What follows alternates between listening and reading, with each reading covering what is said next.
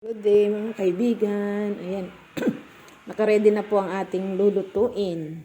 Ayan, na ulam. Okay, magluluto po tayo ng ginataang gabi. Ayan. Ayan. Ayan po oh. Ayan po yung aking gabi. Pinatuyo ko po yung dahon. May konti siyang laman. At ito po ang ating isasahog. Dried pusit at saka daing. Saka meron po ako dyan konting taba, hindi ko pa nahihiwa. Ayan po yung mga spices. Lalagyan natin ng konting anghang at yan, nagata.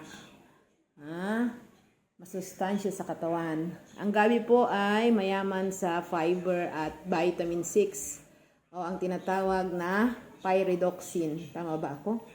Sige, kung mali ako, itama na lang po ninyo ako. Ayan, sige, lulutuin na po natin ang ating ulam. Ayan. Sige, papakita ko na lang po siguro sa inyo kung maluto. Okay, sige po, mamaya na.